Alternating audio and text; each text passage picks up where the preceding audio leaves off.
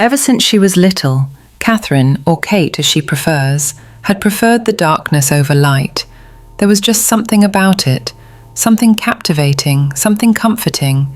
She felt protected in the dark. She felt more herself in the dark. Every night, ever since she was little, she would always turn the light and just fall asleep to the sound of her own heartbeat. The darkness enveloping her until she just couldn't breathe, until the suffocating feeling overcame her, until she woke up with the need for air and the fear that something was hidden in the darkness, waiting to pounce and rip her to shreds. She loved it all. When she was little, Kate believed everyone else was like her, a huge fan of the dark, another person who loved the suffocating fear of it all. She learned the hard way that she was the only one. She used to tell her parents about the nightmares she had before, with just a gleeful tone. She never realized it until a much later age, but they'd always look at each other, and then her, with this almost fearful look, as if she was something to be wary of, something they should be packing up and running away from. When she found this out, she just assumed they were being a bit weird, and thought other people would understand. They didn't. In fact, as soon as she started school, everybody, even the teachers, would insult her. The teachers would always do it less obviously, asking her to answer a question she obviously doesn't know, and thus humiliating her, but they'd never stop the other children from doing it. She hated them all. It was a Friday night. Kate had been home from her secondary school for exactly 3 hours and 1 minute now, and she was glad. She wished she didn't need to take her last year again. Most of the children who went to her primary school had followed her into secondary, which meant there was no fresh start for her, not that she really expected it to be. The town she lived in was one of those so close, everybody knows everything towns, and it only meant everybody knew how strange she was, all because she preferred living in the dark. Kate sighed as the lyrics of Sally's song, her favourite song from her favourite movie, burst in her eardrums, deafening her from the world. As usual, she was sat in the darkness, and since it was winter, which meant it got darker earlier, she was in pure darkness. She couldn't even see the back of her own hand. It was just as she preferred, and despite what people said, it was how it would stay. Her parents could beg her to take therapy. It might help you get rid of this strange fascination with darkness and love of your own nightmares. And her peers could bully her and torment her all they wanted. As long as she had her darkness, she was fine. The darkness was the only thing that stayed with her, helped her, comforted her. Her darkness was the only thing she loved, and the only thing that loved her back. So, she didn't care about anyone else. Nobody else, just her darkness, and what lay within. Just her and her darkness. Hey look, it's Banshee. People all around her shouted out, calling her by that dreaded nickname. She'd gotten it when she had lost it once, and just screamed for everybody to stop. It was so high-pitched that everybody had to cover their ears. Nobody forgot that time, and so the nickname, Banshee, was born. It had been given to her by the video gamers of this school. Yeah, that was her life. She seriously got bullied by the blood ones who got bullied themselves. She fucking hated her life, seriously. Ever since this was said, Kate was known as Banshee. She hadn't bothered trying to stop the name going around.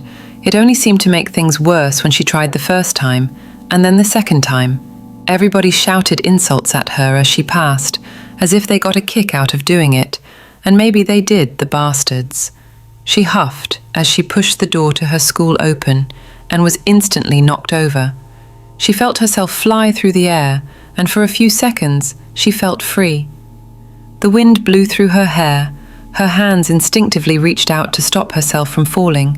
Her heartbeat raised, and fear welled up inside of her. She felt as free as ever, and then she hit the ground with a painful thud, her knees and palms smacking harshly against the ground. She heard the laughter rise up almost instantly, and the feeling of freedom escaped from her. She felt her cheeks heat up in embarrassment, and tears welled up in her eyes, but she refused to give in. She needed to be strong, unlike all of these idiots who all laughed only because they're sheep, and they follow the leader. She needed to be strong, because she had the darkness still with her. Wait, huh? That's new. She's never had it with her in school before. It always preferred to comfort her in the safety of her room, but now it was right in front of her, shaped exactly like a human. Except there was no features. It was literally just a black mass shaped like a human, and it was walking right over to her. Wait, no, it was walking right past her and over to the one who had tripped her. It was Blake Williams, a teenage boy, averagely cute, yet overly popular in school. He was with his friends, laughing away at her embarrassment and pain. He hadn't noticed the black mass coming closer and closer to him until suddenly it was standing in front of him. He stopped laughing and stared at it with eerily blank eyes. It was as if by that one glance to the mass, all emotions had just been sucked from within him. His friends slowly realized he had stopped and was looking blankly ahead. They gave him confused glances, looking at him and then each other. Everybody stopped as well and looked at the popular boy who always tormented Kate for what felt like forever, but was probably only a few minutes. Blake and the darkness just stared at each other, or at least Kate thinks the darkness was staring. She couldn't really see, but she felt it. Somehow. Kate nor anybody else knew what to do. Both were as confused as the other, though for different reasons. The other students were confused because of the boy's strange behavior, for they obviously couldn't see what Blake and Kate saw. Kate, however, was confused with how the darkness could have gotten out of her room and shaped itself into a humanoid mass. Despite what people said, she wasn't crazy enough to start thinking the darkness was actually alive. Yeah, so she couldn't understand what was going on. How had it escaped her room if it wasn't alive? Then everything happened all at once, forcing her to forget about how this was all happening and instead focusing on getting out of there. Because one moment the boy and the mass were staring at each other, and the next the mass had lurched forward, screamed this ear-splitting scream, causing the ground shake.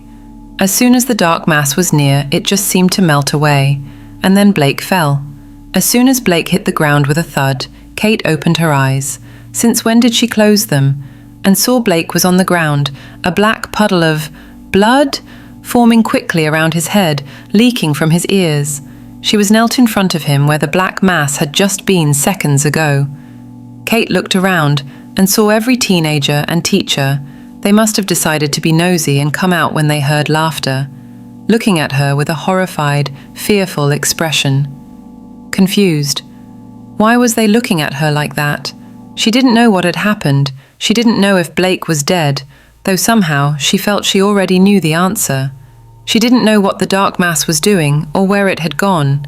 She didn't know how she could have moved from where she was standing before to where she is now, without even knowing herself.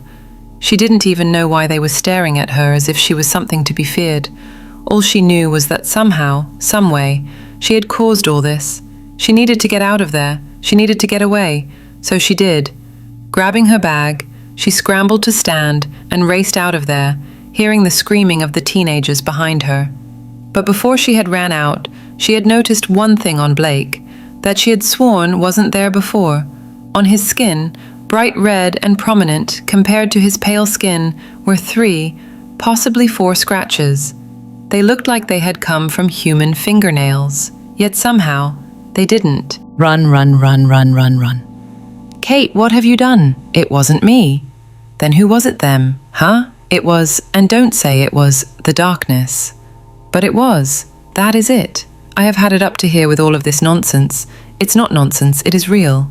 It may not be an actual breathing human, but it is real. Somehow. No, it's not, Catherine. It can't be. It is, Mum, and it cares about me.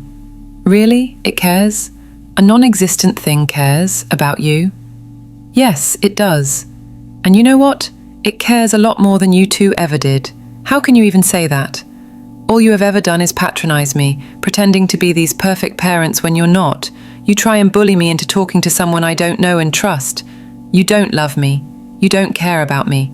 You just want me fixed, made into the perfect daughter of Mr. and Mrs. Williams, the one everybody will love and nobody will look down upon with disgust. Well, guess what, Mother? I'm not ever going to be that perfect daughter of yours. I don't need to be fixed. Hey, don't you walk away from me, young lady. Get back here right now. No, Don't you dare disobey your mother, girl. Don't touch me. Let go. Not until you apologize to your mother. No, I won't. Just let go. Apologize. Ow, you're hurting me. Let go. I said let go. I can't see. What's going on? Maria? Catherine, what are you doing? Stop. No, why should I? Catherine, please. Stop. I can't breathe. Maria, Robert. Shh. My oh so lovely parents. Don't worry. You'll still be with each other. In hell. Catherine, please. We love you. It's not good to lie, Mother. Do you really want the last thing you ever said to be a complete and utter lie? So stop now, you young lady. I demand you've been demanding me things all my life, but I refuse to listen. What makes you think now will be any different? Catherine. Shh, Mother. Don't waste your breath. Miss Nolan, could you tell me what happened? A feminine voice was saying softly, as if she was speaking to a terrified child. I'm not a little girl, you idiot, though of course Kate didn't say that. She couldn't really even focus, not properly. It was coming in fuzzy. One moment it sounded so far away, and the next it sounded far too close. The police officer was speaking too softly. She was obviously speaking with caution to Kate, as if to comfort her, to make sure she doesn't do anything stupid, to comfort her in this dark situation. It didn't comfort her. No matter how soft the police officer made her voice go, Kate still felt her fight or flight instincts kick in. If it hadn't been for the numbness she was currently feeling in everything, she would have already gotten up and ran as fast as she could. Miss Nolan! The police officer was still talking, but Kate couldn't speak. She couldn't speak. She didn't know what to say for one, but even if she did, she couldn't speak. It was as if her vocal cords had just been frozen, preventing her from speaking and telling on him. She knew this was his doing. It must be. How else could she blind and suffocate someone with just pure darkness? He must have been waiting for this moment to come, bringing her closer into him and further away from everybody else, making sure she preferred his presence above everybody else's. He had made her love the darkness without even knowing there was an actual presence in it. She wanted to hate him, but she couldn't. How could she? After all, the darkness has always been there, just waiting within her, waiting to be let out. How can she even bring herself to hate herself? After all, that is what he is now, another part of yourself, like an extra limb that was needed to survive. Suddenly, it all seemed to click. He was a part of her. He loved her and wanted to protect her. That's all he's wanted to do. That's why he killed Blake. Blake had hurt her, humiliated her, and so the darkness came out for the first time to protect her. They're all trying to stop this. That's what the police want, to find out who murdered her parents and stop them. When they find out that it was him, they take her away, lock her inside and force her to get rid of him. She'd be alone then, and only then will everyone be happy, just like her parents wanted. Forget that she's been mistreated by her fellow peers, abandoned by her parents, humiliated by her teachers, avoided by basically everyone. They don't care about that. They just want him gone, forever. The only one that stayed with her throughout all of this has been him, and they're trying to take that away. All of them. Kate can't have that. Oh no, she can't and she won't. She refuses to let that happen. She wouldn't let her parents take him away from her, so she won't let anyone else. Miss Nolan, please answer me. The female police officer was getting impatient now, and maybe just slightly unnerved at how blank the young girl's emerald staring was. She was trying to keep it out of her voice, but anybody could hear it. All she wanted was to know what had happened to Miss Nolan's parents, and then she'd leave her alone, leave her for the therapist to deal with. But she couldn't do that if the young 17-year-old wouldn't help her. She sighed and looked over to her partner. Her mouth was just slightly open, about to shout over for him to come and help her. And that was when Kate struck. Before anybody could even do or say anything, Kate was screaming an ear-splitting scream and lurching forward, throwing the officer off balance and down to the ground. Before anybody could stop her, Kate was bashing the officer's head on the ground repeatedly. Blood spluttered upwards into Kate's red matted hair, staining her once white skin and tank top more crimson, ruining her grey sweatpants. It even went into Kate's mouth, but none of this stopped her. Nothing would stop her, not until she had gotten rid of every threat to her and him, until she was left with him in peace. She loved him. He was like the father she never really got, and she will do anything to protect the ones she loves. Hidden in the back of her mind, in a dark corner, stood a tall man. There was no detail on him, no nose, no mouth, no eyes, no hair, not even clothes, just a pure black outline of a tall man. He blended well within the darkness of that corner. He was a demon after all. He was darkness itself, or at least of it. As he watched chaos play out through Kate's pure black, once green, eyes, he felt happiness course through him. One by one, police officer after police officer fell, torn apart by the bear, the super strength given to her from him, hands of an innocent girl who was lured to the dark side far too easily. If he had a mouth, he knew he would have been smirking, and her parents said she'd win over him. What they, and not even Kate herself, or at least she refused to believe, didn't even knew was that this was all Kate's choice. Sure, he had nudged her slightly onto the right path, but he still gave her a choice. Carry on walking along that path, or switch to the better one. Though, if she had chosen the latter, he would have had to get rid of her and choose another body to reside in, and so he's kind of glad she didn't. She had chosen to carry on walking along that path, subconsciously, but still. Everything that happened after that was entirely Kate's choice, And if he appeared, it was only to comfort her, her shield from the outside world, her screen to hide herself from what she herself was doing. Of course, that was before she learnt to accept her gift, of creating things, magnificent things, out of the darkness. That was before she'd learnt to accept her own actions, the consequences of doing them, and welcome them. As Kate tore through the last police officer, finally ending what will be known as the Nolan Massacre, one thought rang through both Kate and the demons' heads. I win! Missing person.